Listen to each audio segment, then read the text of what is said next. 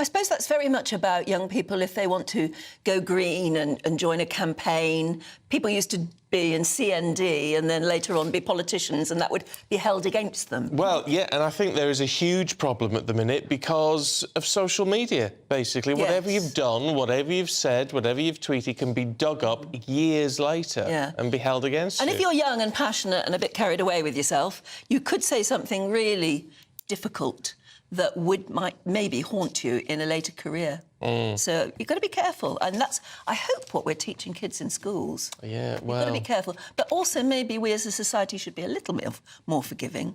I think so. You've got to expect young people to be a bit more sort of passionate about some things. Young people get very passionate about issues, don't they? Well, Harvey says, if we are lowering speed limits, why are car manufacturers still producing bigger and faster cars? Because we want them. We like them, don't we? Actually, they are also trying to produce greener cars, aren't Yes, they? yeah, they are. Ellie says 20-mile-an-hour speed limits require lower gears. This might result in even greater pollution. Apparently, now I was reading only this morning, Ellie, because I've been thinking that as well, apparently that's not the case. It doesn't increase pollution.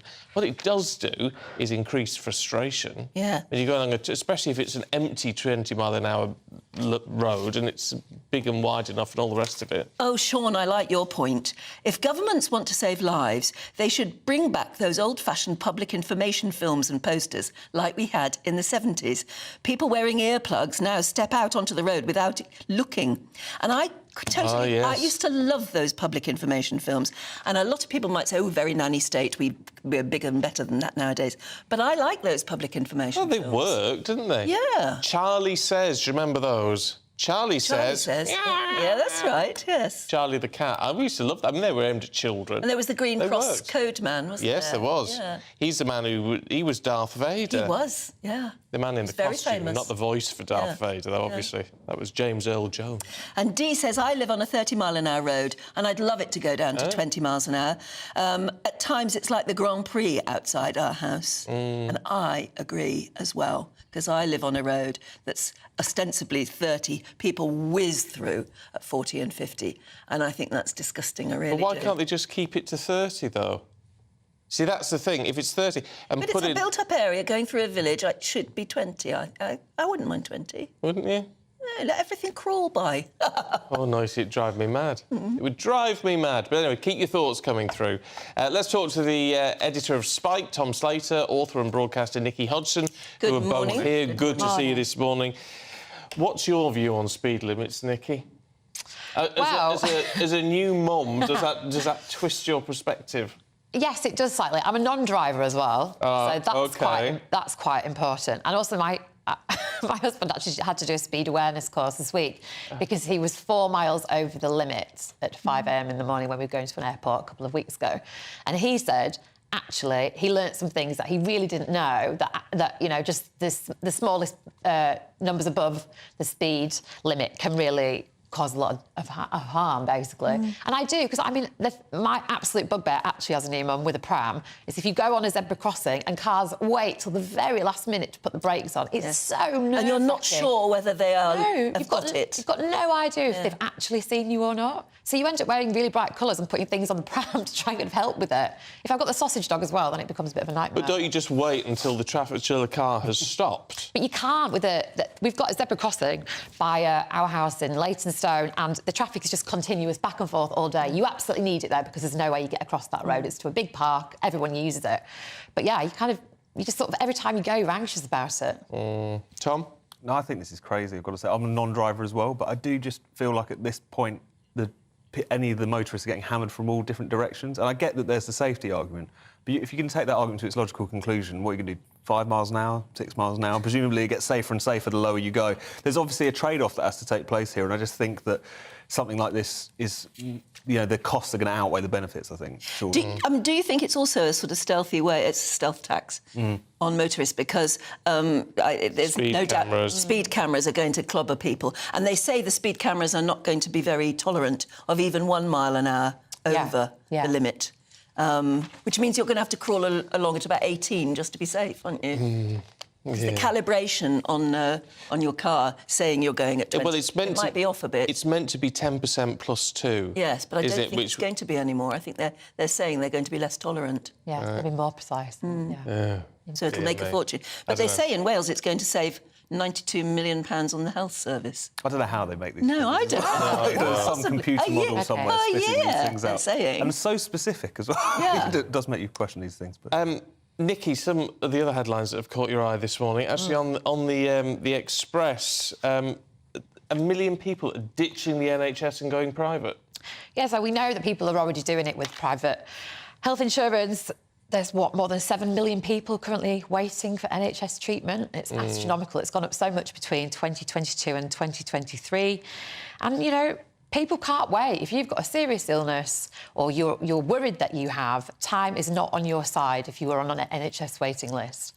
And you understand why people are doing it. The problem, of course, is that people are wiping out their life savings or preparing to in order to pay for life-saving treatment. And it seems a bit unfair if you've paid tax your whole life and you've paid into a system and the deal was I'll pay taxes and you give me healthcare to not get it at the end of the day. Yeah.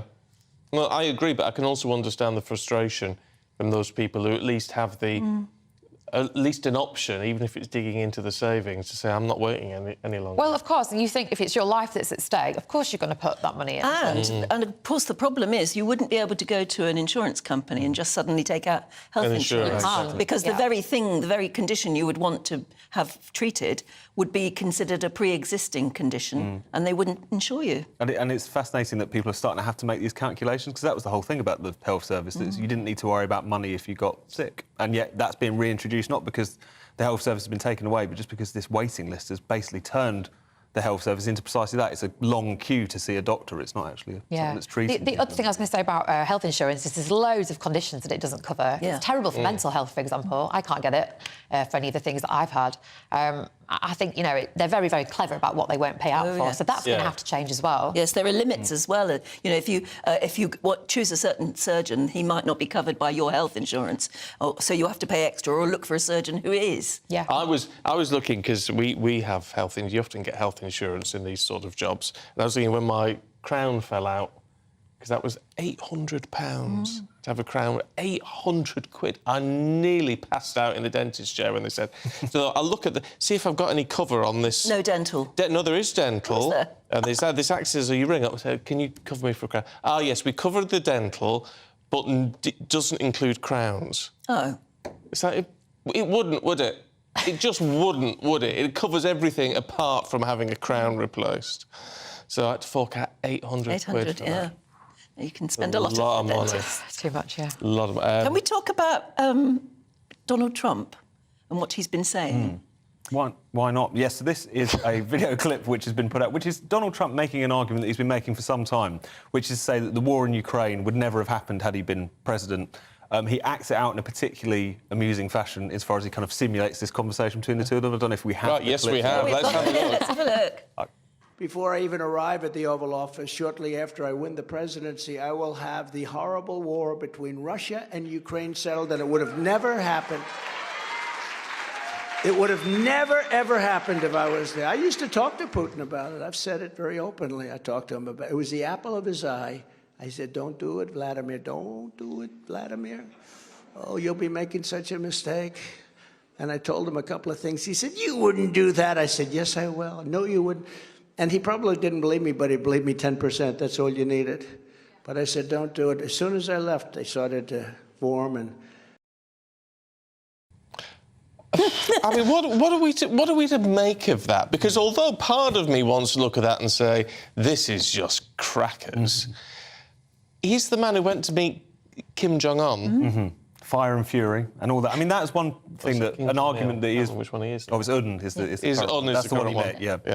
But that was one argument that some people would make in Trump's favour. They would say it's what they call the madman theory. Well, yes, diplomacy, whereby by constantly kind of saber rattling and by trying to give the impression that, as Trump is, quite impulsive and could, you know, reach for the red button at any particular time, that's going to keep tyrants like Putin in check. I don't know how much I'd necessarily believe that. One thing I think is very clear is that you kind of got the opposite from Joe Biden in the run-up to the invasion. People remember him saying in press conferences that a minor incursion might be tolerated. So I think, whilst I'm not necessarily on board with the idea that Trump bloviating would have been the difference here, I think certainly the indications they were getting from the new occupant of the White House could easily have kind of encouraged Putin but there's no to take doubt his that chances. when we discuss this, we sort of say, oh, you've got to be careful of Putin because he's absolutely raving mad and he could press the button and we don't want to, want to get into that situation.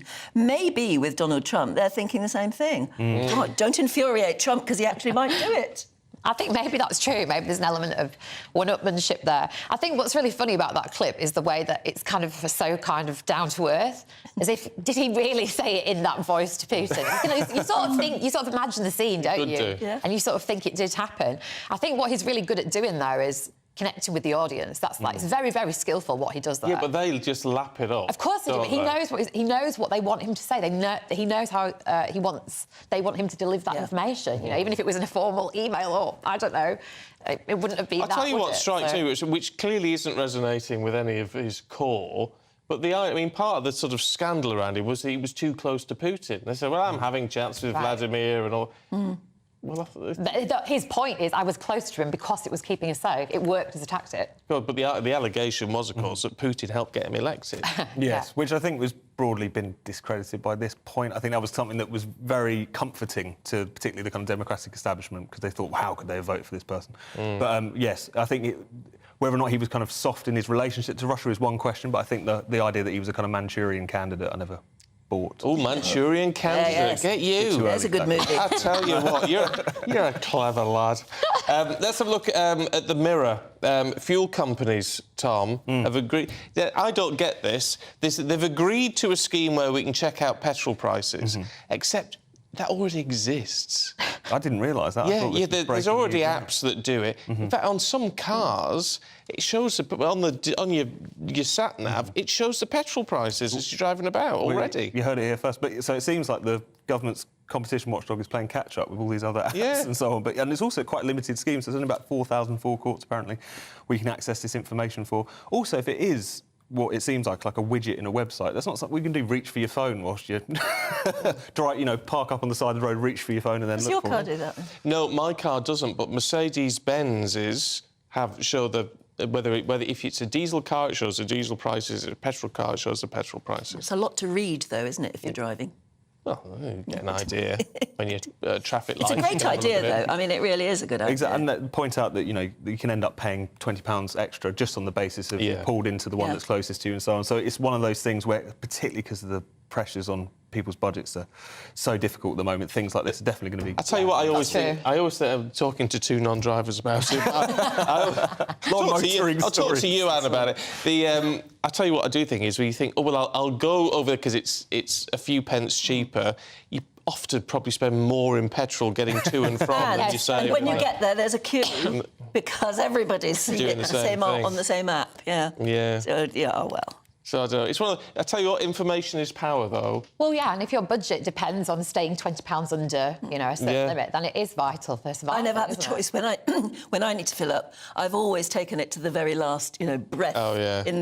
Running on fumes. I hate stopping for petrol. I don't know why. I hate don't like it. So I leave it to the very last moment, and then of course I've got no choice because I've got to go to the very, very nearest.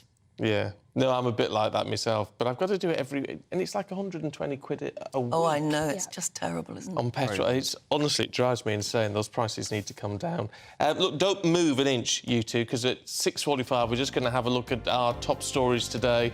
Just to remind you, and a defiant Russell Brand has performed to fans at Wembley just hours after being accused of rape and sexual assault.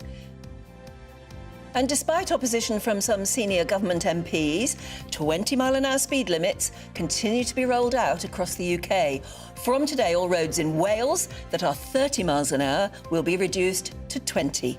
Road safety campaigners have welcomed the move. And are you one of the workers calling in sick because you're scared of the apocalypse? We'll have a look through that in our headline makers in just a sec.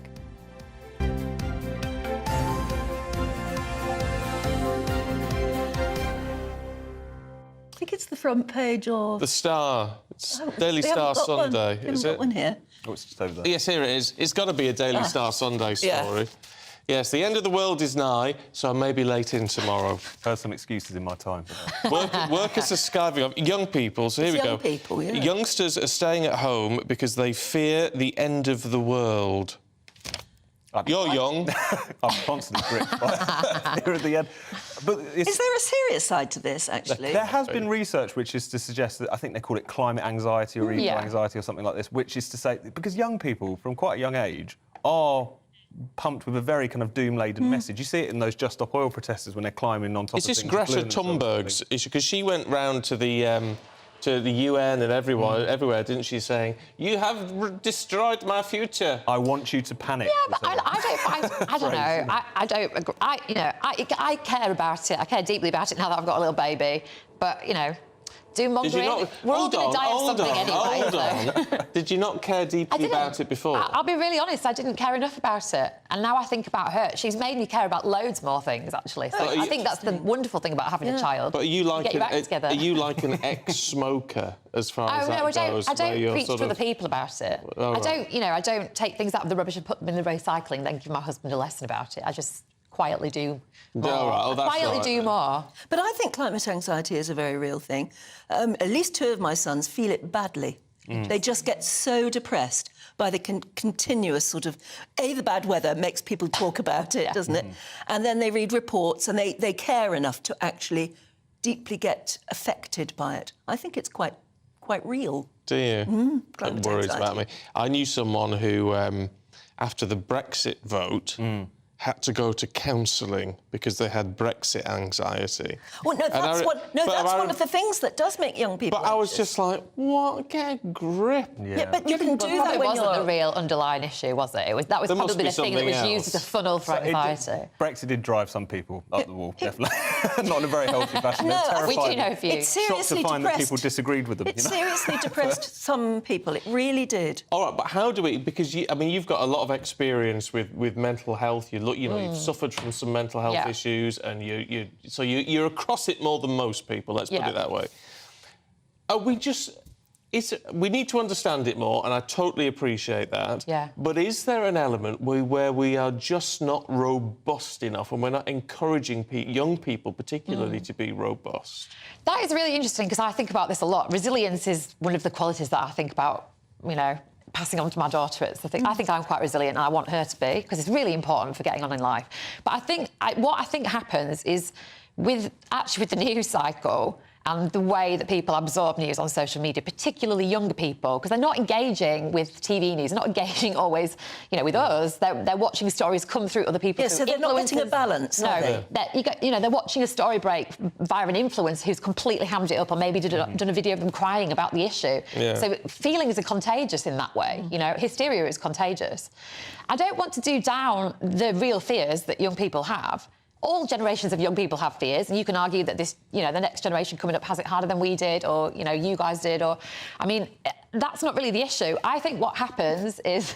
you guys did. Well, I lived through the Cold War. I was a teenager through the worst of the Cold War, and it was seriously terrifying from time to time. It really... Because you could sense that your parents were also nervous of it. Absolutely. And the world was. But we kept going. We weren't having... Well, we know that now. Well, you know that now. We got through... I always think it's the most incredible miracle that we got through the Cold War, although obviously things are still dodgy, but nothing like it was then. And they used to go live to Moscow every year for the Red Square parade, and you'd see these flipping great missiles being wheeled through, and that was the reality of the Cold War, and it was terrifying. So, yes, I think every generation probably has its own real worries, but social media... I totally agree with you. It means you're not getting a balance of news. Yes. And also, it's to do with... I think the Brexit thing is often to do with people arguing in families. It was actually that they fell out with the people that they love the most, and that really upset them. Not always, but sometimes that was what it was. Yeah. And I actually think the climate thing is a bit similar. Parents don't care as much as you care. They've ruined our future. And then, it's all about the personal. It's not really about the political in that sense. The one thing I would say is, though, some stories do get to us, don't they, like when we're working on them. Actually, when Russia invaded Ukraine, I had a little cry. I felt really, really upset about that. So, different things touch different people, I guess. But I didn't need to go to therapy. I think it tends to be about some underlying anxiety, something else. Yeah. No, that's an interesting point. interesting point. It's an interesting question, that is. When did you last have a little cry at the news? Oh. When did you last have a little cry? At the news? I mean, real little cry.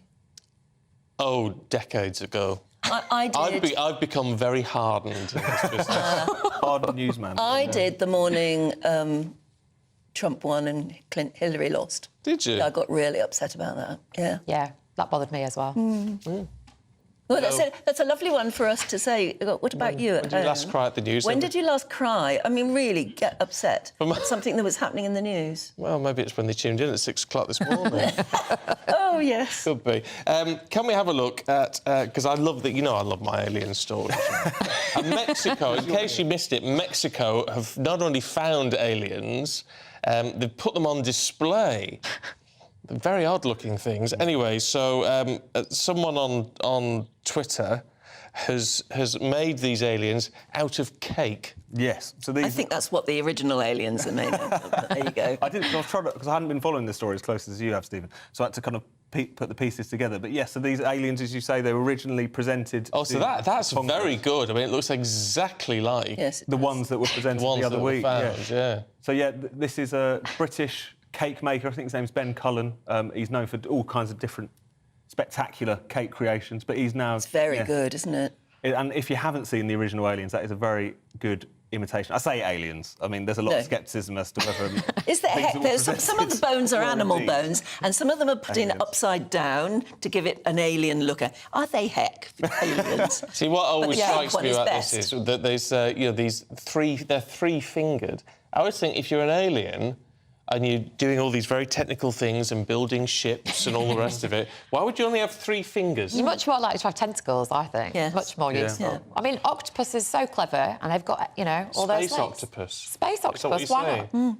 That would make perfect sense to me. When you look at an octopus, I was there the other day with my daughter. Oh, here we go. Yeah, but that's all I do with my life now, obviously. But I was there contemplating. Well, they are like alien forms. They're super intelligent. Their intelligence is completely different to ours. Their whole physiology is completely different to ours. Yeah, they will have evolved physically entirely They're differently. a completely different kind of like strand of life. And they're very nice deep-fried with lamb. I don't eat them anymore for that reason, actually. Yeah, well, no. About how clever they are. You're worried that they're aliens? Yeah. Yeah. You would be well. They're going to get their own back. The vanilla sponge one looks much more exciting, much more interesting. Yeah. I have to say, I'd love to see an actual alien body, but I'm not convinced by that one. What about voting at 16? What do we think of that? I think it's a good thing. Do you? Yeah, I'm I for don't. it. I definitely think at 16 I was politically engaged enough and cared enough and read proper news enough, I hope, to have opinions about things. I'm more... You see, this is Keir Starmer, according to the Mail on Sunday, wants to bring in 16-year-olds. That's because, of course, people tend to be more left-wing when they're younger. I mean, benefit him. This is exactly it. He's not doing it for the good of youth, is he? There's a reason why Labour, the Greens, the SNP have always been very behind this policy. It's because it's like a kind of generational gerrymandering. Yeah. I think if we open this up, then we're more likely to get over the line. And I also just think it's strange. You can't buy cigarettes age 16, but you're supposed to be able to vote. I think there's something... You can't buy Red Bull or energy drinks. Exactly. All sorts. right? Yeah, that's been stopped now to 18, yeah. So you're not trusted to, again, have a monster. But you're allowed to vote... You can steer the fate of your nation. Doesn't make a lot of sense. But you are allowed to vote Labour. Yeah, I just find it very odd. See, if it was down to me, is this an unpopular view? I'd increase the age vote to 21. Just keep it going up. I would increase it to 21. That's the sign of me getting older, isn't So it? people have a bit of sense, yeah. Yeah, I so get it. just a little bit of common sense. Yeah. Well, the thing I would do is I would fine people for not voting like they do in Australia. Yeah, well, I think that's a Make them vote. sensible idea. Voting. Yeah, I'm not in favour of that because I think I don't think people should be forced to do these things. But at the same time, I feel like I think it demeans the process when you try and set the age limit just on the basis of who you think is going to vote. Yeah. Very nice way to Well, do that these brings things. us back to these public service announcements. But somebody should sit there and say to everybody on the telly, if you want the government you want, then go out and vote. Vote for it. Yeah. Get the turnout back up. Don't moan if you don't get the government you don't want if you haven't voted. That's a very fair point. Tom, Nikki, we need to leave it there, but we'll see you a little bit later on. Thank you very much indeed.